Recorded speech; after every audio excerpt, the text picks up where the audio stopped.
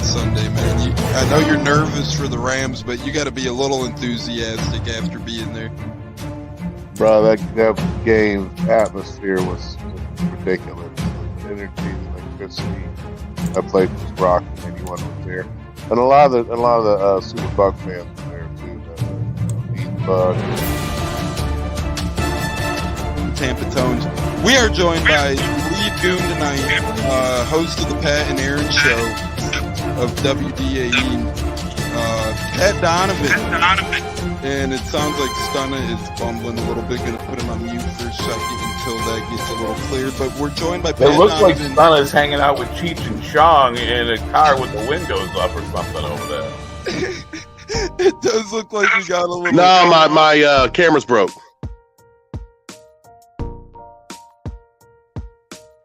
Howdy ho, howdy hey, how the hell are you? The Buccaneers are back and better than ever. No, I don't know about better than ever, but we are back, ladies and gentlemen, here on another episode of the Buccaneers. It's Tampa Tones alongside the great J-Lo, alongside the great Stunna as well here on this Monday. And you guys could get used to us on Mondays. We'll be coming live at you for Mondays, pretty much a duration of the offseason, unless we're out and about in any of that good stuff. But get in mind Thursday type schedule moving forward. Stunna, how are you? Was that you? Was that a call for help? Was that a hello? How the hell are you doing? No, that's the commercial banner on Monday. I love it. How you been, brother? Yeah, man, everything's good. Got our 7-on Elite tournament this weekend. I put a lot of legwork into this. Hoping it goes pretty well, hoping we can put on for the city. Just maxing and relaxing, my friend. Coach life, Coach Stunna in the house. Can't wait to get your opinion. We're going to play our GM game that we played last week with J-Lo, Gene, and I with Stunna this week. In case you guys aren't aware, Gene is out of the building tonight. The great Gene from Buck What You Heard did join the Buccaneers, so a bummer he cannot make it tonight. But moving forward, he'll be on the program through thick and through thin. J-Lo, how the hell you doing, brother? Good to see you. Good to have you back. How's everything going with you, sir? Soft deadline came and went today. We'll talk about that. We have a lot to talk about, J-Lo. If we could get J-Lo in. J-Lo, are you there, buddy? Are you there? Earth to J-Lo. Can you hear me? Yep. Hey, buddy, how's it going? Not much, man. Just Monday, man. Had a 3-day weekend, and pretty much the weather. It was raining a lot. Yeah, raining weekend, huh? A lot of rain, a lot of downpour over in the Bay Area, it seems. So, Stunna, Tones, J-Lo here to get you through a plethora of things. First and foremost, real quick, right off the bat, it will be quick topic of chatter. It will be quick work because a lot of people presumed it. Is Christopher Cole checks in. Hey, fellas, how the hell you doing, Christopher? Welcome in, as always, my friend.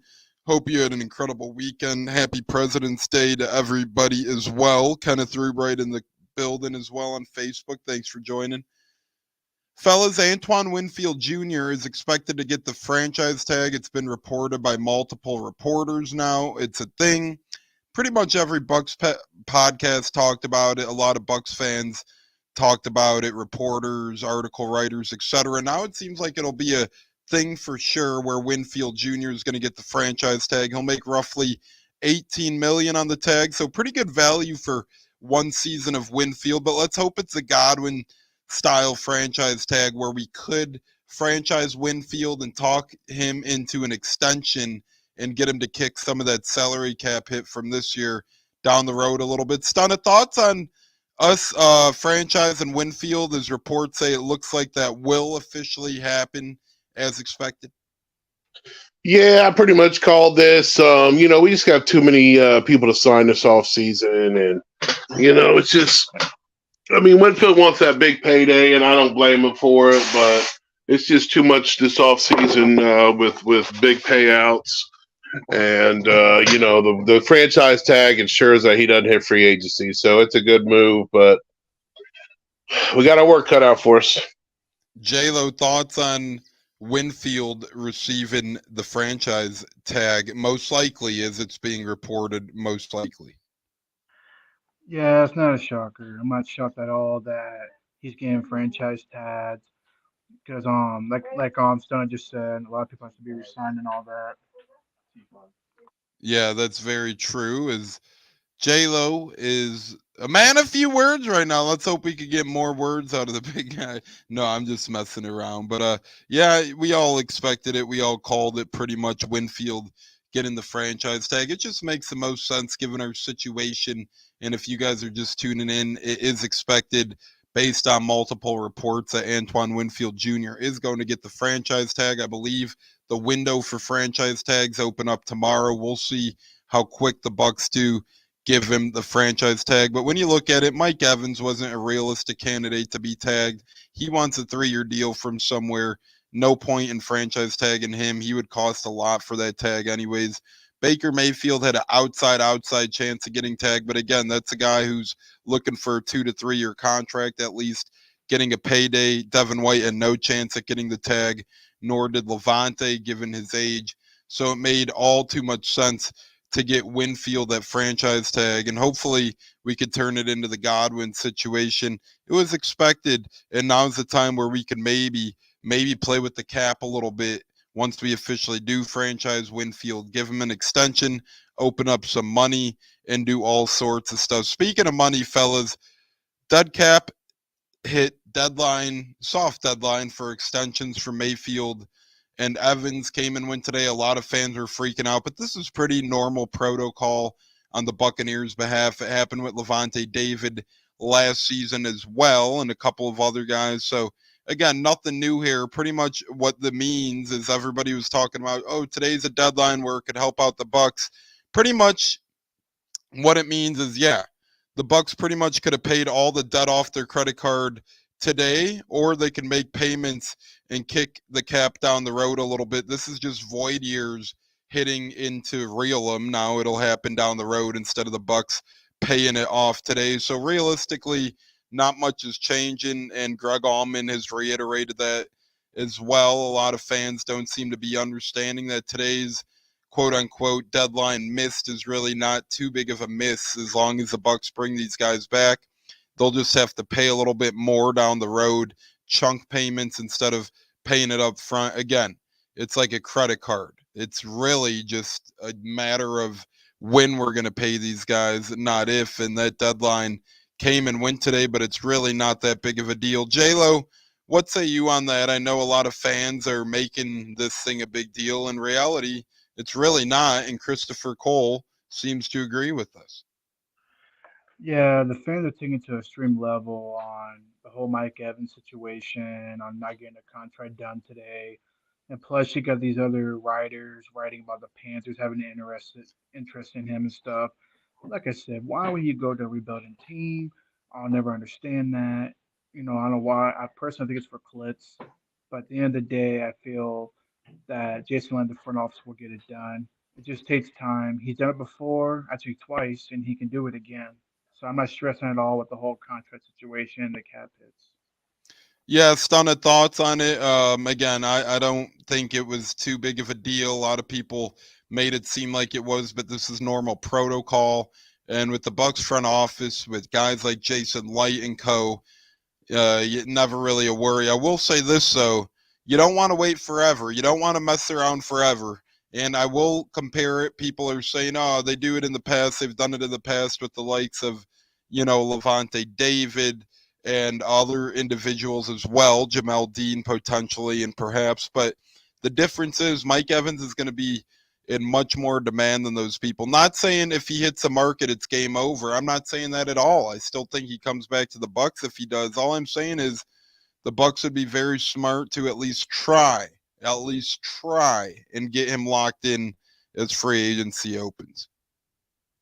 Just more evidence that we should have signed him last off season before the season started, and you were a big supporter of that all last year. Yeah, I'm still upset about it, and I want to know what he asked for that they just couldn't pay, because I think they're going to have to pay more. And it was a F around to find out. They're about to find out when they lose him. So I don't think you let Mike Evans hit free agency. I think that's an insult to your fan base. And let me pull up what Greg Allman reported today. Is, by the way, Cats, Bucko, Gene, and Huncho. Wish they could be here right now. They are out of the building. Stunna J-Lo and Tones here. Tampa Tones, that is, on the Buccaneers. You guys are joining in on YouTube Live or Facebook Live right now as well. But the great Greg Allman from Fox Sports, formerly of The Athletic and of Tampa Bay Times, pretty much says the expiring contracts for Mike Evans and Baker Mayfield will void today, leaving a combined $14.5 million in dead cap, counting against Bucs 2024 salary cap. Signing new deals either would have kept some of that dead money in future seasons, but this was expected. Again, it's like a credit card bill. Bucs are just paying it all up front instead of doing chunk payment. Now Bucs have to pay it all up front. Bucs had $79 million in dead money in 2023, paying for restructures made to maximize the window to win under Tom Brady. The deals with Evans and Mayfield at void years, so they'll count against the 2024 cap in addition to any new deals they sign, just salary cap accounting. Bucs have similar voids coming in March on expiring deals for Levante David, Antoine Winfield, Greg Gaines, Matt Filer, which would create another $7.2 million in dead cap. The voids today won't change anything related to their free agency next month, just fine print salary cap math included in the contracts to create cap space last year and for Evans in previous years. So J-Lo Stunna, sounds like we're going to have a round 2 of fan freakouts in March when Levante, Winfield, not really so much Gaines and Filer, but when those two expire. But we might not let Winfield get to that point. We're going to franchise tag him, as it's been reported. But in other words, relax, folks. A little more dead cap this year, but we're just paying it off up front instead of credit card like payments. And as long as we get both of these guys back, Evans and Mayfield, quite frankly, today's deadline was not a big issue at all. In reality, getting a little bit too much glamour and freak out time on the airwaves right now. And out of those guys, Stunna, we have a fun game. We played it last week. It's called the GM game, and you get a fake salary cap, and each tier is different players. You get $10 to spend. And there's a $4 tier, a $3 tier, a $2 tier, and a $1 tier. You could get multiple people from multiple tiers. You just can't spend over $10. You could get nobody from some tiers. You could spend $10 or less. The goal of the game is you can't go over 10. Stunna, J-Lo, Huncho, or not Huncho, J-Lo, not Bucko. Jeez. J-Lo, Gene, and I did this last week. It was a great time, as well as Gene's hot seat challenge, which will be back this Thursday, whether it's with J-Lo or Stunna. But when Gene returns on Thursday, we're going to do his hot seat challenge. But Stunna, you're the GM. You're Jason Light for this minute. You're GM Stunna. You have $10 to spend. Mike Evans and Antoine Winfield are $4 a piece. Baker Mayfield and Levante David are $3 a piece. Chase McLaughlin and Devin White are $2 a piece. Will Golston, Pat O'Connor, and Chase Edmonds are $1 a piece. General Manager Stunna. How are you reacting with your $10 budget salary cap? Once again, Evans and Winfield are $4 each. Mayfield and Levante are $3 each. McLaughlin and Devin White, $2 each. Will Golston, Pat O'Connor, Chase Edmonds, $1 a piece. Well, I would have spent $11 on Winfield, Evans, and no. You only get 10. Mayfield, and I would have been over $1. So, geez, I don't think I can do it. This is a challenge. See, so that's last a challenge week, right there. But I have to let some of the guys go I want in that scenario. But honestly, I would probably have to. It don't make a lot of sense because he's great and he's young. But I'd have to let Winfield go in that scenario, and that would really hurt because I didn't like when we lost Whitehead. But I got a lot of people saying, "Oh, bring Whitehead back." Whitehead ain't coming back here. He got in a riff with Todd Bowles, so there's no way he's coming back here. So our safety position is something that took a while to build, and then we lost it.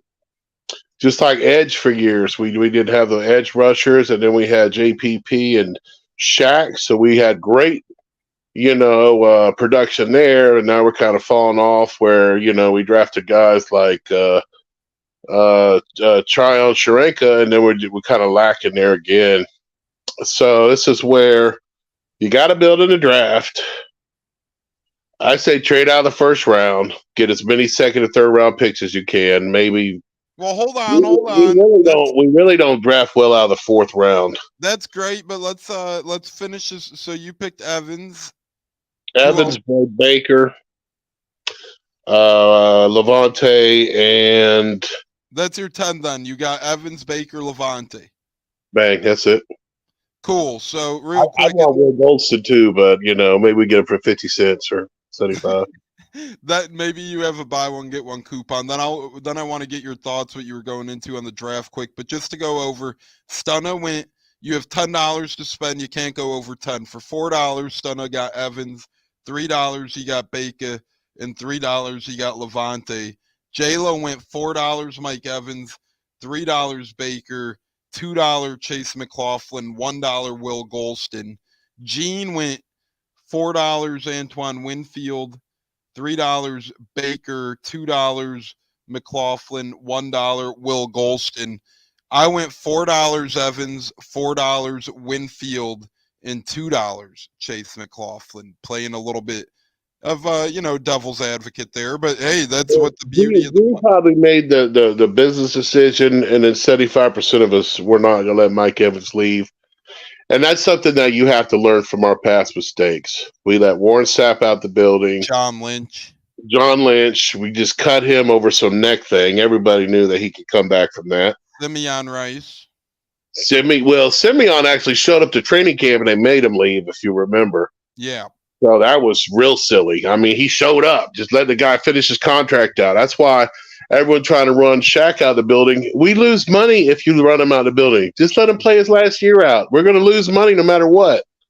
Just let him play his last year out. Just like, and I'm so glad we didn't. The great Vincent Jackson, everyone's trying to run him off because he was, petering out. I said, just let him play his contract out. We got to respect the NFL veterans, right? Yeah. So, and these are heroes in your community. Mm-hmm. So you don't just run them out. You just let them play out. Warren Sapp, they told him to test free agency and find out what Cincinnati offered him. We could have paid that. But no, we got to go sign Charlie Gardner, who we just played in the dang Super Bowl and saw he was washed. But we had to throw money into his pocket. He didn't even make it out of training camp. I'll never forget him out there giving the people hard time because they had to sign signatures. And I told him to his face, I said, "You ain't gonna make it out of training camp anyway. You can go ahead and leave." That was bad when you got tickets. You got to walk around and get signatures and stuff. But yeah, man, I'm not too happy about them letting our greats out the door. And then I think anyone that won the Super Bowl is a hero, which is Levante, which is Winfield Jr. We have to keep Baker because we don't draft quarterbacks here at all. So we drafted one franchise quarterback in our existence, which is Doug Williams, and we screwed up his contract.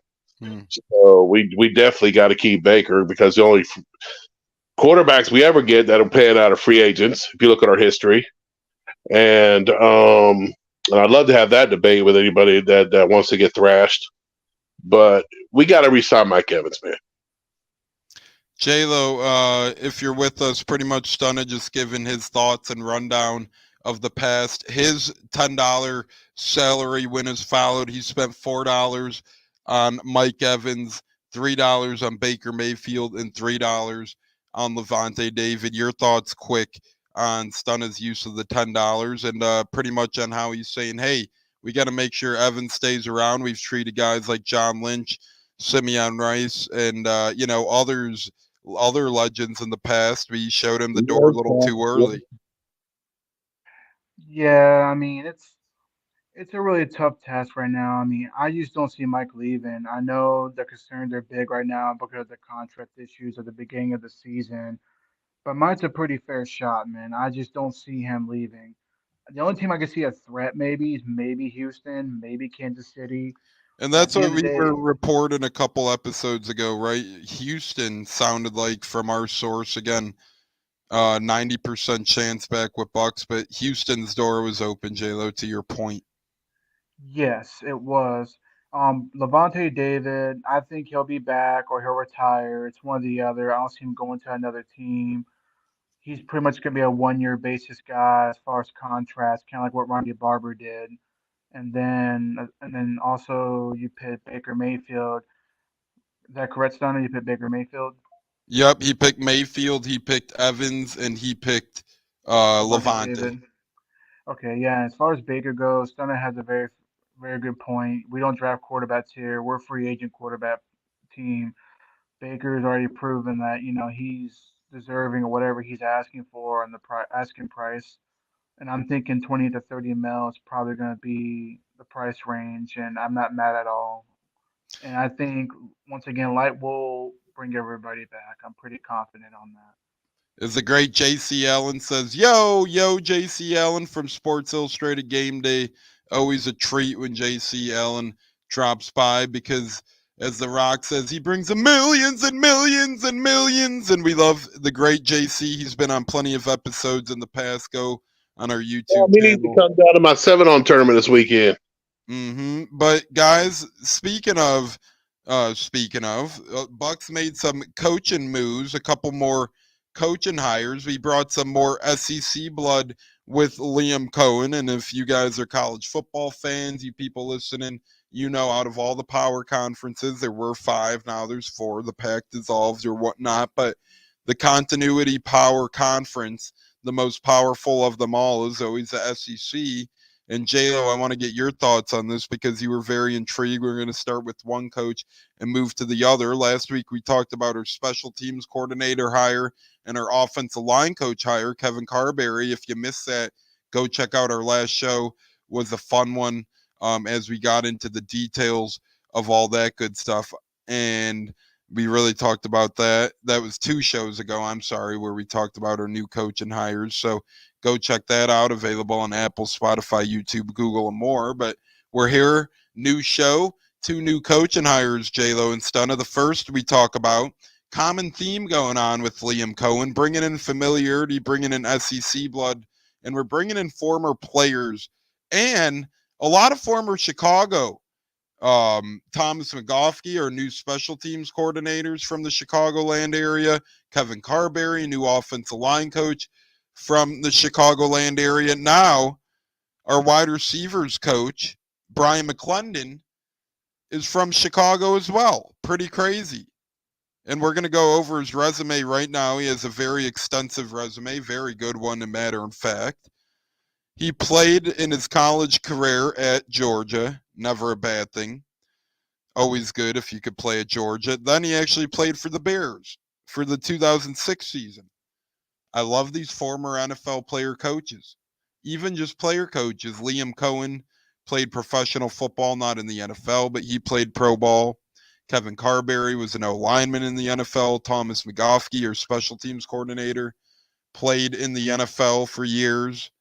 Now you got Brian McClendon, who played for the Bears in 06. I don't care. It's only a year. That's great experience. Is our wide receivers coach. Then he was at Georgia as a grad assistant from 07 to 08. So started getting that SEC blood young. Incredible thing. Then he was a Georgia running backs coach from 09 to 14. Keep building that stock at Georgia. You love to see it. 2015, and that's when they had Todd Gurley. So pretty good success right there. 2015, assistant head coach, wide receivers coach, and pass game coordinator at Georgia. A lot of titles there. Then he was actually the interim head coach that season at Georgia.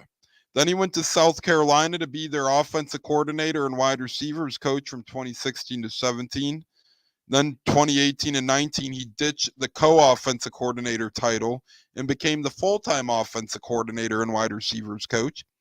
Then in 2020 to 2021, he went to Oregon to be their pass game coordinator and wide receivers coach. Then he was Oregon's interim head coach. So he has little bit of college football head coaching experience, although interim, he has Georgia and Oregon coaching reins under his belt. Then he went to Georgia to be their passing game coordinator and wide receiver coach. We've seen how incredible that went. Now he's a Tampa Bay Buccaneers wide receiver coach. Pretty incredible there, guys. J-Lo, I'm going to start with you here. Pretty damn good resume, pretty extensive resume. Only 2 games coaching in his career, 1-1 coaching as a head coach, both in bowl games. Win in the Tax Slayer Bowl in 2015 with Georgia, loss in the Alamo Bowl in 2021 with Oregon. So, J-Lo, here's a guy, he played for the Bears. He has head coach experience, although the interim title. Extensive coaching resume at places like Georgia, South Carolina, Oregon. I think this is a home run hire for our wide receiver coach, J-Lo, and he's very young at the age of 40. What say you? Oh, couldn't agree more. I was very ecstatic when I heard about the hire. I like how we're going into the college ranking and bringing him up to the pros. He's a great developer. I feel like on the offense side of the ball, I think he's going to have a lot of success here in Tampa as far as working with Chris Godwin, possibly Mike Evans, which I think, like I said, he'll return. And plus working with a young receiving core like Trey Palmer and etc. The guy's been successful everywhere he's been with a hell of a resume, and I'm looking forward to see what he does here in Tampa. Stunna, your thoughts on all of that? I think that's a good hire, pretty damn good resume. What say you? Yeah, he seems like a good offensive mind. I want Antoine Randall or Keenan McCardell, but those guys probably didn't want to be position coaches. And I see a lot of guys from college ranks coming into the NFL. Well, yeah, that would have been a lateral move for McCardell or Randall L. You know what I'm saying? Oh, was Randall L a wide receiver coach at Detroit, or was he an assistant? Yep, he was a wide receiver coach. So, I mean, maybe if we gave him a cheesy coordinator, not a cheesy, but say pass game coordinator, maybe they would have came along with that. But maybe Liam Cohen doesn't want that. Yeah, that's the problem, because when you give people titles, and the expectations go up too. So, it's I don't know. I kind of like the staff we're putting together. I've been very encouraged with what Todd Bowles has done. He's not one to sit around and rest on his laurels. We won the division. He made mass changes. This year we got poached, which is usually the sign of you're doing it right. And he isn't sitting around and waiting. He's going on to replace who left, and I want to see him continue to do so. And I'm just really curious as our structure, our format, and what it's going to look like this offseason. And Stunna, it's kind of crazy. 1 year we got poached. 1 year we fired Byron. So the Bucs are kind of recouping, and they're on their 3rd offensive coordinator in as many seasons now. But to me, I know it's early yet, but between Kevin Carberry at O-line coach and, a couple of these other guys, Brian McClendon, who we just talked about, we're going to talk about the next guy who we hired over the weekend here shortly. But I think it's a pretty good staff so far, Stunna.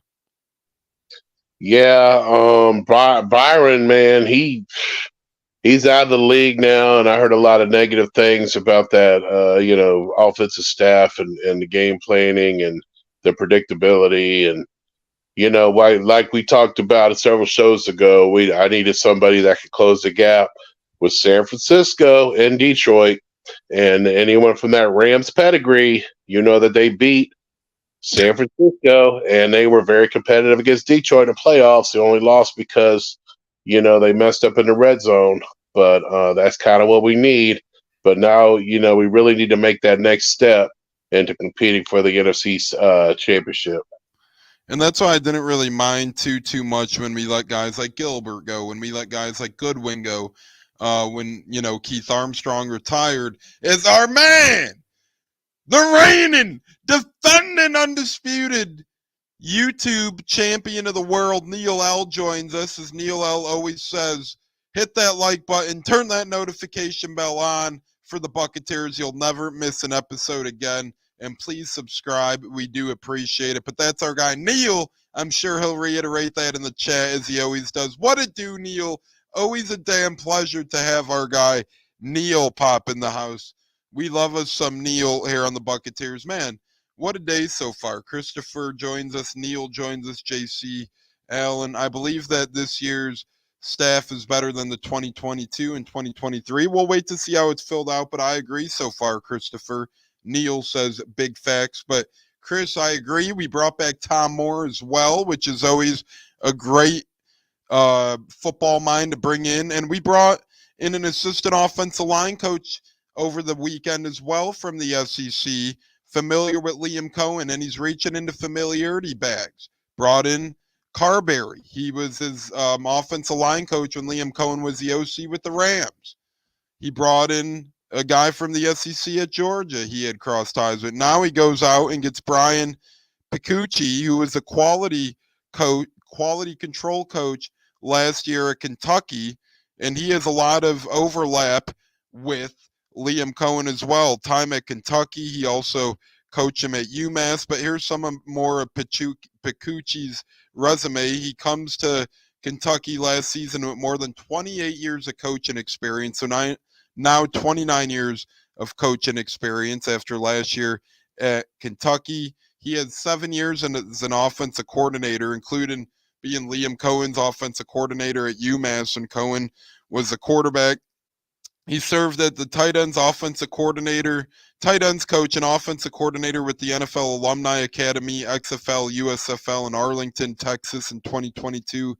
He also spent 1 season as a wide receiver coach at FIU in 2021, and he was an offensive assistant and assistant tight ends coach with the Lions for 2 seasons from 18 to 19 under Patricia. Picucci joined Maine's coaching staff in 2016 as the running backs coach before being promoted to the offensive coordinator and quarterbacks coach in 2017.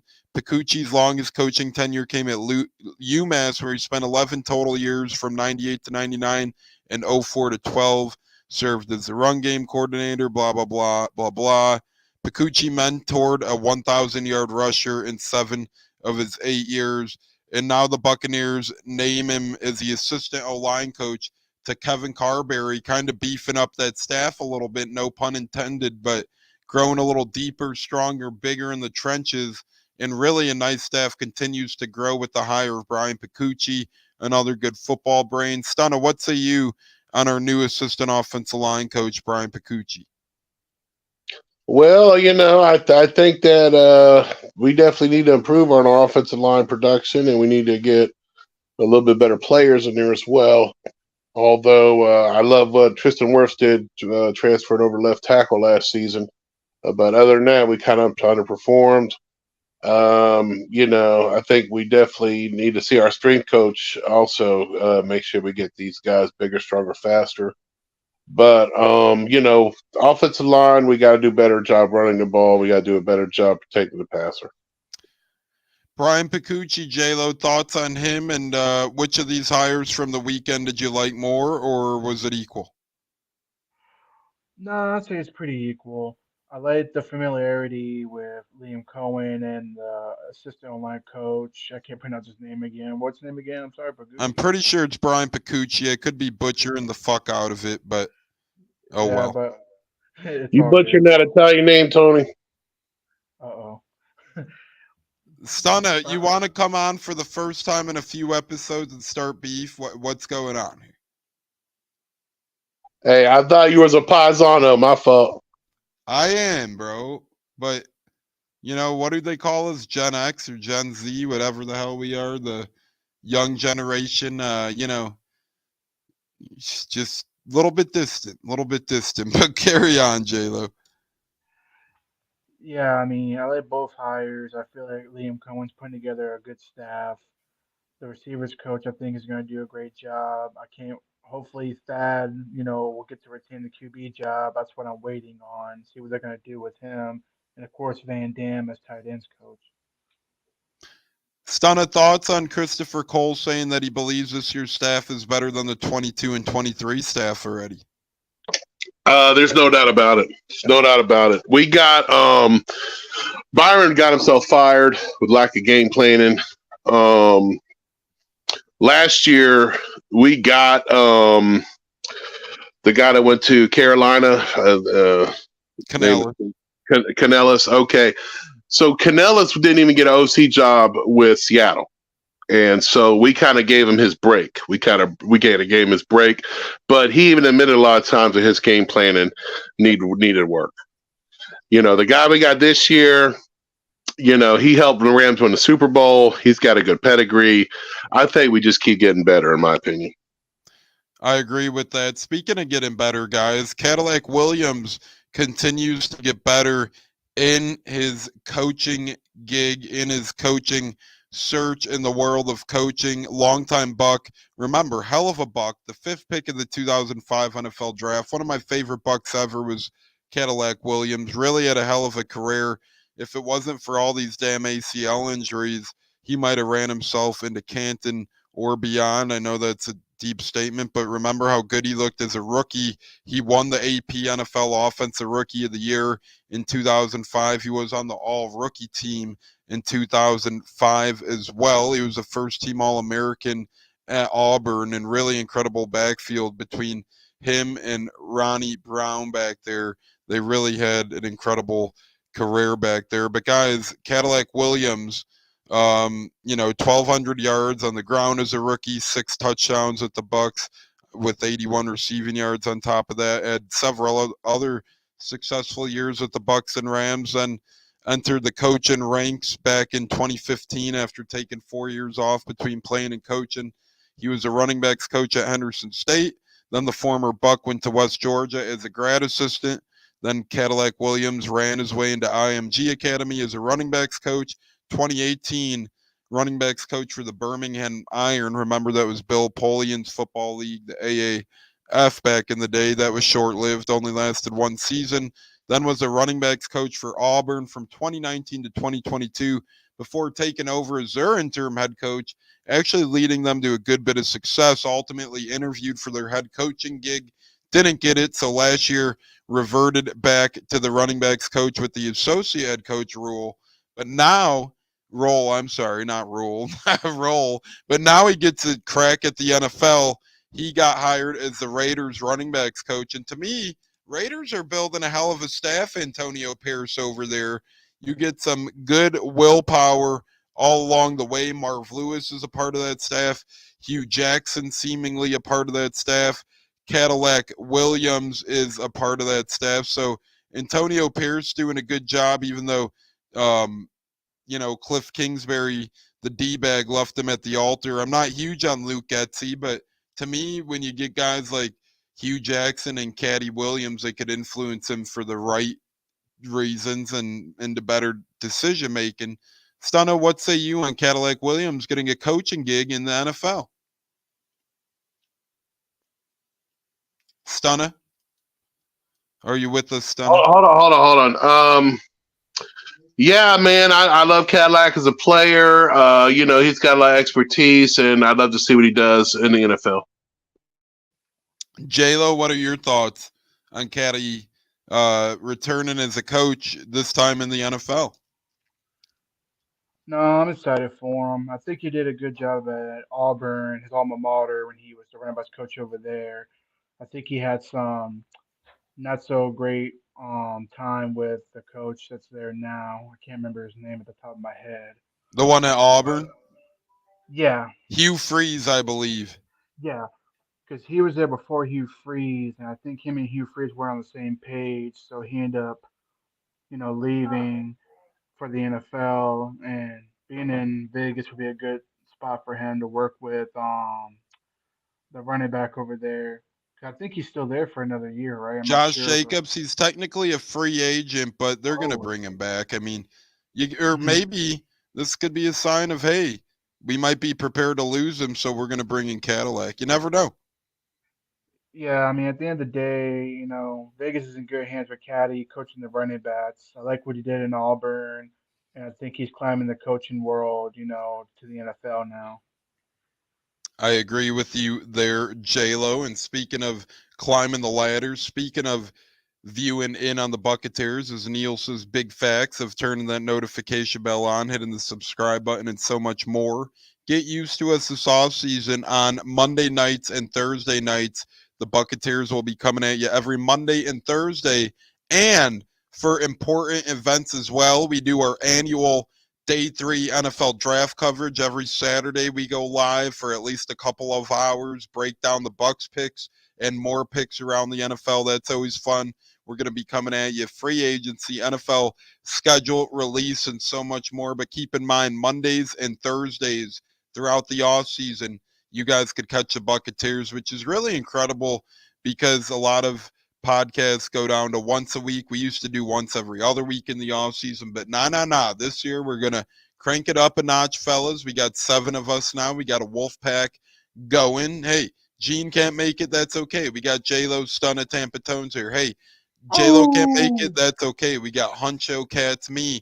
You know, it's all dependent, and we're all great. 7 of us. Sales. Fantastic. Exactly as Stunna says, hoist the sails there. But yes, catch us every Monday and Thursday night throughout the off season and more special occasions. Like I said, we'll be here for big breaking news. We'll be here for day 3 of the NFL draft. We'll be here for day 1 of free agency, schedule release, all of that good stuff as well. Fellas, before we get to our final word here in a little bit, we're going to go around now and say, if you had to start the season tomorrow, say the season started tomorrow, obviously it doesn't, right? Who are you faring most in the NFC South? Stunna, let's start with you. Who do you think our biggest threat would be? Would it be Dave Canellis, who knows a lot of our plays, even though he's taken over a bad roster? Would it be Raheem the Dream taking over in Atlanta, former Buck and Falcons head coach? Or would it be probably the presumed favorite in terms of odds, the New Orleans Saints? Yeah, I don't know, man. Is Atlanta going to get Russell Wilson? I mean, that changes my perspective. I know. I think him or Justin Fields probably end up there, right? Either one of them is kind of scary to me. So and then Raheem, he always teaches his teams to play dirty against us and hurt our players. So that's you something. Think so? Wow, you think Raheem hates us? I mean, that's been evident when he was with Atlanta, when he was with the Rams. They've always played basically Bountygate, but I guess they get away with it. The Saints right now have the best quarterback situation, so they would be the best threat.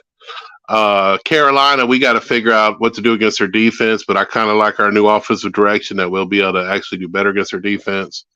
But Atlanta is, to me, the biggest threat, depending on their quarterback situation, because they have the ability to leapfrog what Carr is doing with the Saints. J-Lo Stunna says Atlanta. Pops says Atlanta. What say you, brother? Biggest threat in the NFC South when it comes time in 2024 to put the boxing gloves on? Who's standing toe-to-toe with the Bucs late in the season? Depending on who's the quarterback for Atlanta, I gotta go with New Orleans. Always been a thorn in our side. Always have a reason to beat us. I don't know how we lose to them, but we do at times. So to me, I say New Orleans right now until I know who the quarterback is for Atlanta. Because Atlanta does got a good offensive-minded coach who's going to be taking over. And I think he's going to be a great play caller. It just depends on who he has at quarterback running the offensive system. If it's going to be Desmond Ritter again, then forget it. I'm not scared of them. But if it's going to be a guy like Russell Wilson or even Kirk Cousins, another name to throw out there, the Atlanta could be a team, to really watch out for. As far as Carolina, I don't fear them at all. Dave Canales has got a lot to learn. And let's not forget, our defense has played against his offensive scheme too. So it's not like he has an advantage. We got an advantage as well. Yeah, it's weird because the Saints are always the ultimate thorn in our side, as you alluded to. They always give us the most problems.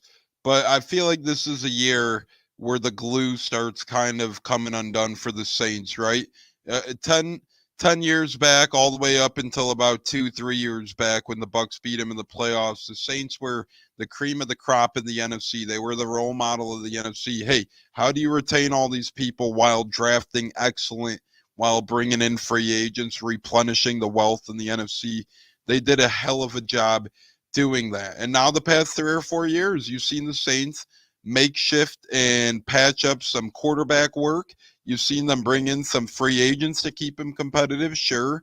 And you've seen them go through a coach who retired and took the easy way out. To me, as Pop says, he thinks their QB will be Justin Fields, speaking of Atlanta.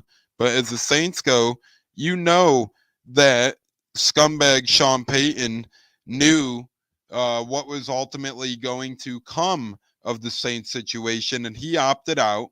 He packed his bags, and he ultimately gave the reins to his buddy Dennis Allen, who was already a failed head coach in the National Football League with the Raiders. He was an embarrassing head coach. So Sean Payton saw the money situation crumbling. He knew Dennis Allen probably wouldn't get another head coaching gig in the NFL. What did he do? Bailed on a shitty situation, put Dennis Allen in the middle of it. And by the way, now the Saints continue their crash course. When you're excellent for that long, and you're not, a notorious franchise year after year, you're going to hit a wall eventually. Saints were dominant for a decade. Past 3 or 4 years, a fun team, 500 team, sure.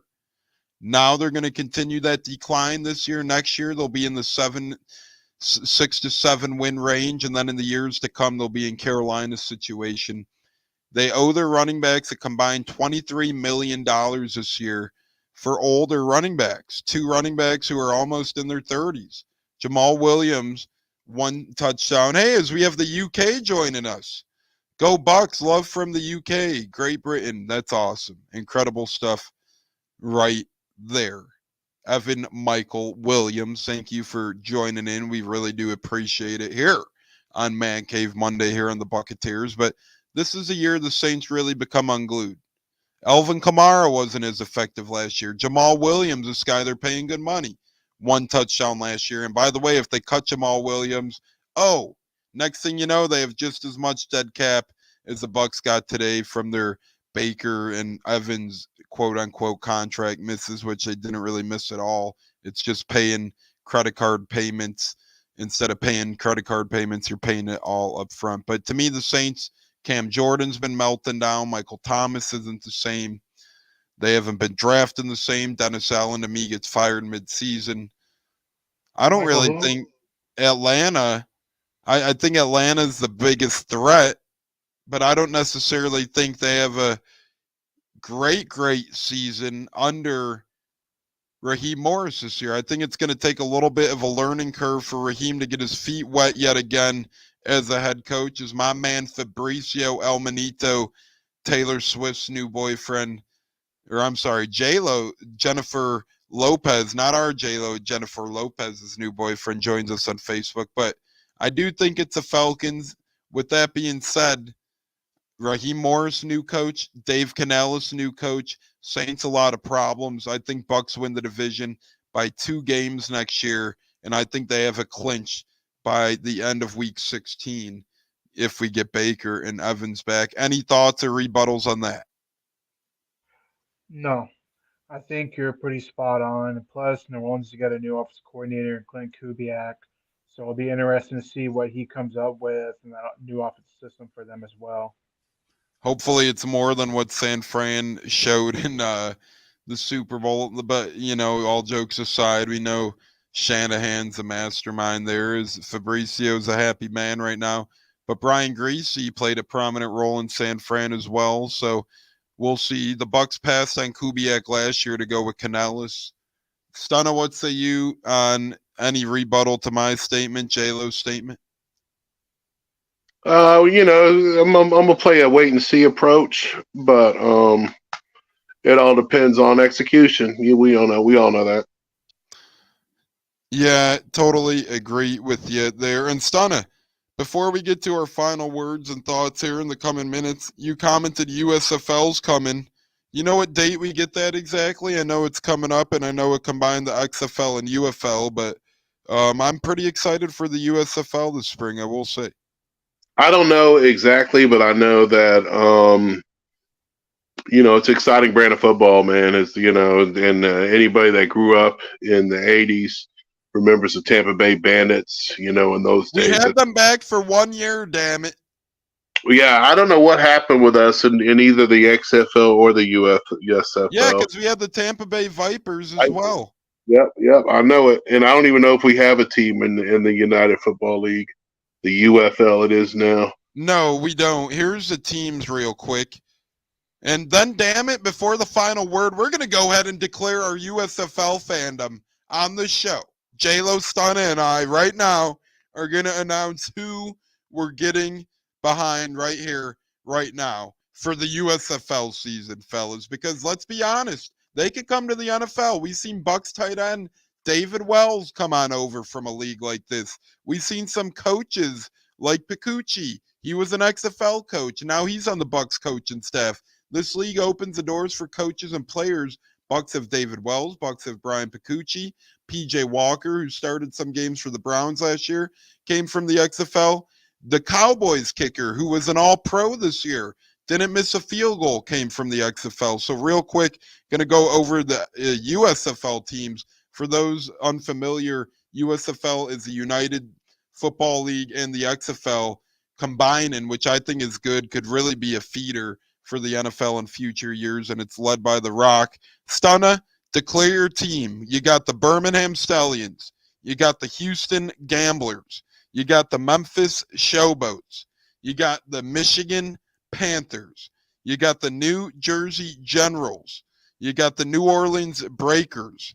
You got the Philadelphia Stars, or you got the Pittsburgh Maulers. Declare your team right now, Stunna, for the USFL upcoming spring. Shoot, man, I got to go with Houston, Jim Kelly's old team. Houston Gamblers, and Gamblers is a great name. J-Lo, thoughts on the USFL merger with The Rock leading the way for XFL and UFL? And once again, between the Birmingham Stallions, Houston Gamblers, Memphis Showboats, Michigan Panthers, New Jersey Generals, New Orleans Breakers, Philadelphia Stars, or Pittsburgh Maulers, who are you going with there, J-Lo? Honestly, Tone, I think some of those teams you named aren't even in the league. They're not in that league at all because you're talking about the combination, right? The XFL and the USFL. Mm-hmm. I would have to go the St. Louis Battlehawks, who are in the XFL. I'm rooting for Coach Bet. I know that wasn't in the option list, but that's the team I'm going with in the UFL. No, I don't think. Is it going to be? Are they going to be a thing this year? Yes. So they will be a thing this year. Coach Beck is keeping his team in St. Louis, Jalen. XFL teams are coming back. So here it is. So they did ditch some of those teams. J-Lo's right. So here's the teams quick and coaches. I'm sorry. The USFL teams, because only a couple of those are staying. Stunna, your Houston Gamblers are actually the Houston Roughnecks. So they used to be in the XFL Houston Roughnecks. Now they're in the USFL conference. But here's the teams quick. And we get the head coaches. J-Lo went with Anthony Beck, former Buck. And J-Lo, I think he was a contributor for Buck's site as well. But now he's the St. Louis Battlehawks head coach.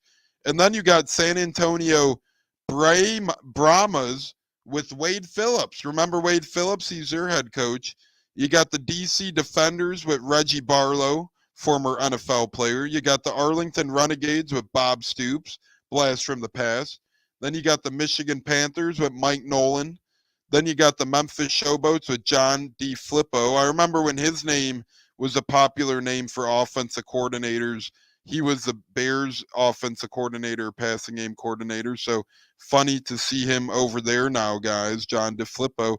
Then for Stunna's Houston Roughnecks, you got Curtis Johnson. Then for the Birmingham Stallions, you got Skip Holt. So Stunna, do you want to keep the Houston Roughnecks, even though they're not the Gamblers, and Curtis Johnson with their head coach? Heck no, I got to go with Birmingham with Skip Holt. Good old Skip. He was a USF legend. Skip Holt in Birmingham. My apologies. And J-Lo, thank you for catching that. That's good stuff. So Stunna's going with big old Skip Holt and Birmingham. And J-Lo, you're going with St. Louis and Anthony Beck, correct? Absolutely. I love Coach Bet. I loved him when he was a Buck, and he's just overall a great person. And his son's killing it at Iowa State right now. So the list I read was the original USFL entire team sheet, and then the XFL had more as well, but we're not going to get into all the XFL's past. Man, if I could only pick one team, it sucks because I claim the Tampa Bay Vipers Then they went to the Las Vegas Vipers, I think, or something like that. I forget exactly, but I'm like, you know what? I'll just follow them. And now they're not a damn thing. So I'm running out of teams here. And really, just really, it's getting ugly here for me. But you know what, fellas? I'm going with the Bucs Super Bowl champ.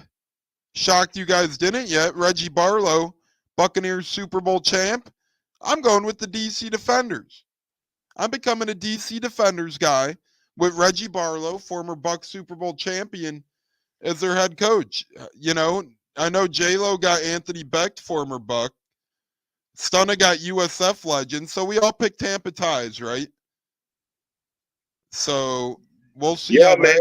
We got all kind of Tampa ties in there. Skip Holtz, Anthony Becht. You know what I'm saying? Barlow. Yeah, but the SEC, like we already talked about, is hotbed for football no matter what.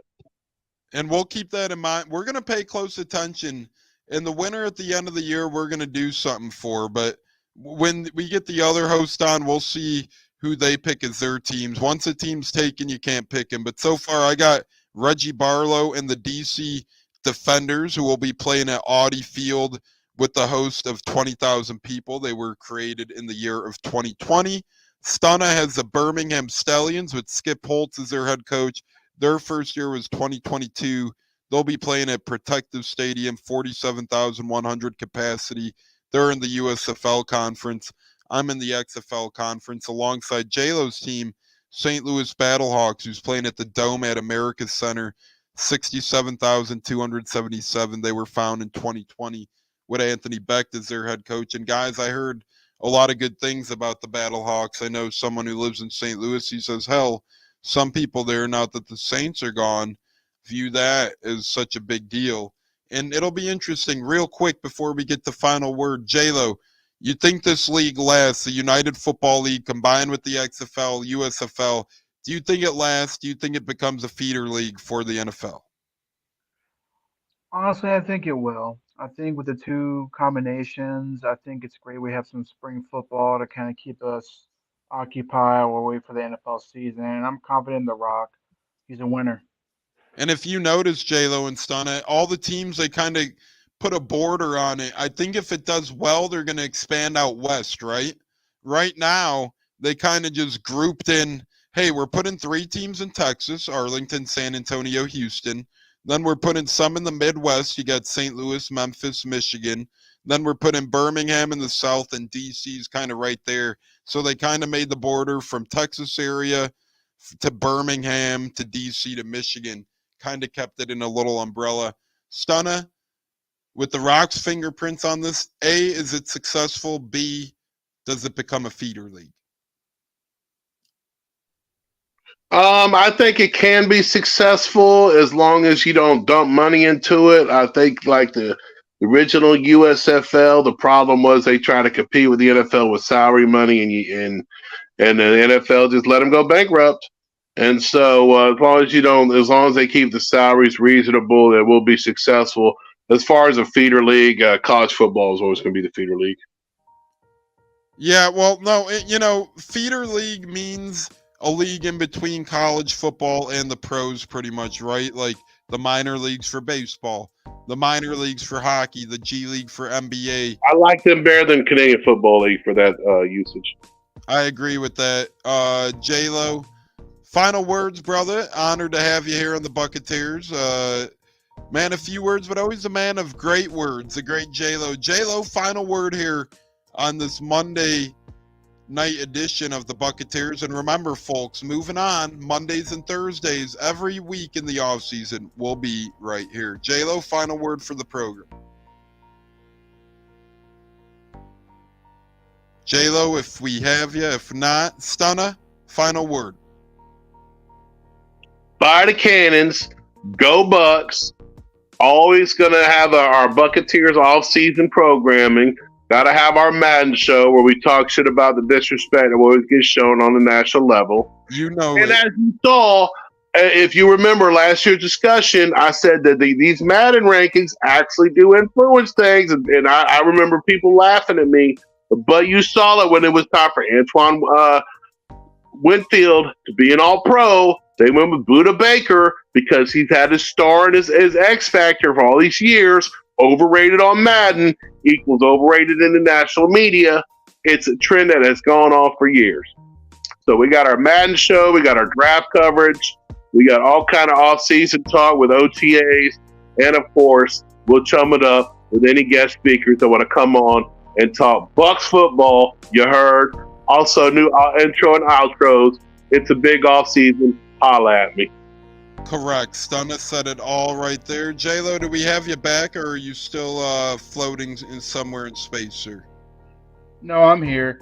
Yeah, like I said, it's gonna be a fun off season. Can't wait to do these shows Monday and Thursdays. And for everybody watching tonight, thank you. And remember, like, subscribe. Like I said, we got more good stuff coming. Free agency, draft, talk. And like I said, we got a good group here. Can't wait. As Michael T. Pompino joins us on Facebook as well. But remember, I got the DC Defenders. Stunna got the Birmingham Stallions. J-Lo got the St. Louis Battlehawks. It's going to be a battle. This spring in the UFL, going to be a fun one, led by The Rock. And we got a whole lot of Bucs talk to get to. Once again, went over the coaching hires today this offseason. Brian Picucci from Kentucky, former Liam Cohen offensive coordinator at UMass, now assistant Bucs O-line coach. Welcome to Tampa. Brian McClendon, former Bears player from Chicago. Welcome to Tampa as well, wide receivers coach. Some great hires there, and looking forward to many, many more hires to go. Let's see if Tad Lewis comes, and I hope he does, and Van Dam as well. I hope we could kind of build that ultimate staff as we kind of hope for in special teams, right? We heard Keith Tandy probably would be back from Greg Allman. Haven't heard it officially, but with Thomas McGoffkey, you would hope that would be a very good special teams coaching unit over there if we could get both of those guys back as well. So very good stuff there. Incredible stuff tonight, fellas, from J-Lo to Stunna to Tampa Tones and to the 4 of the 7 Wolfpack not in the building, Bucko, A-Cats, and the other 2 as well, Gene and the great Huncho. Always a great time with any of those gents as they join us as well. But it's been the Buccaneers, and just count your blessings, peeps. You never know when it could be the end. We lost a great one in the fam. Rest in peace, gone too soon to our cousin that we do love. But other than that, everybody, enjoy your night. Have a great Monday. We appreciate everybody tuning in to the Buccaneers. We'll be back here Thursday. Unless, remember, news breaks. We will be back for a lot of breaking news. Like the shirt says, Brady Gronk 2020, make Tampa great again. Baker Mayfield, Mike Evans 2024, make Tampa Bay playoff bound again. Stunna J-Lo, fire the damn cannons. Go Bucs, go Bucs. Have a great night, brothers. You too, Tones. Be safe, brother. Fire the cannons, hoist the sails, bust them muskets. It's on. Swords up. And we are getting a new intro and outro, as Stunna alluded to as well. And this one will be more of our mid-show commercial if we ever need. Like when we go 2 to 3 hours long on day 3 of the draft, we'll put this one up a couple times. With Stunna, J-Lo, Tampa Tones, 3-2-1, touchdown Tampa Bay, O'Keefe, back of the end zone. Bucs win, Bucs win, Bucs win. We'll see you guys Thursday or maybe sooner if news breaks. We love you all. Be safe. Stay safe out there. Peace. On Did behalf Gene retire? What's done? Did the voice Gene Deckerhoff retire? No, he's still here, bro. All right. Thank God. Thank God. Cool. Thank God indeed.